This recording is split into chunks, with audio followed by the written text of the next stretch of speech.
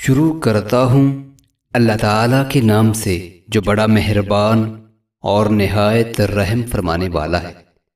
حضرت اکرمہ بن خالد رضی اللہ تعالیٰ عنہ بیان کرتے ہیں کہ ان کی ملاقات عبداللہ بن عمر رضی اللہ تعالیٰ عنہ سے ہوئی تو انہوں نے ابن عمر رضی اللہ تعالیٰ عنہما سے کہا، اے ابو عبد الرحمن، ہمارا تعلق بنو مغیرہ قبیلے سے ہے، ہمارے لوگوں میں تکبر پایا جاتا ہے۔ آپ نے تکبر سے متعلق رسول اللہ صلی اللہ علیہ وآلہ وسلم کا کوئی فرمان سنا ہے؟ تو عبداللہ بن عمر رضی اللہ تعالیٰ عنہما نے کہا، میں نے رسول اللہ صلی اللہ علیہ وآلہ وسلم کو یہ فرماتے ہوئے سنا ہے کہ جو شخص اپنے آپ کو بڑا سمجھتا ہو اور اکڑ کر چلتا ہو، جب وہ اللہ تعالیٰ کی بارگاہ میں پیش ہوگا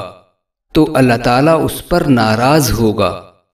حضرت سراقہ بن مالک رضی اللہ تعالیٰ عنہ سے مروی ہے کہ نبی اکرم صلی اللہ علیہ وآلہ وسلم نے فرمایا، میں تمہیں جنتیوں اور دوزخیوں کی نشاندہی کروں؟ پھر فرمایا، کمزور اور عاجزی پسند لوگ جنتی ہیں اور اکڑ کر تکبر سے چلنے والے جہنمی ہیں۔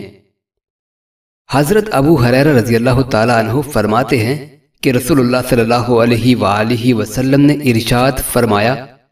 اللہ تعالیٰ نے ارشاد فرمایا، تکبر اور بڑائی میری چادر ہے، جس نے یہ چادر اتاری میں اسے برباد کر دوں گا۔ حضرت ابو موسیٰ رضی اللہ تعالیٰ عنہ بیان کرتے ہیں کہ رسول اللہ صلی اللہ علیہ وآلہ وسلم گدھے پر سواری کر لیا کرتے تھے، اونی لباس پہن لیتے تھے، بکریوں کا دودھ خود اپنے ہاتھ سے دھو لیا کرتے تھے اور مہمان کی عزت و توقیر کرتے تھے۔ معزز ناظرین، اللہ تعالی ہم سب کو نبی رحمت صلی اللہ علیہ وآلہ وسلم کی ان احادیث مبارکہ پہ عمل کرنے کی توفیق عطا فرمائے، آمین۔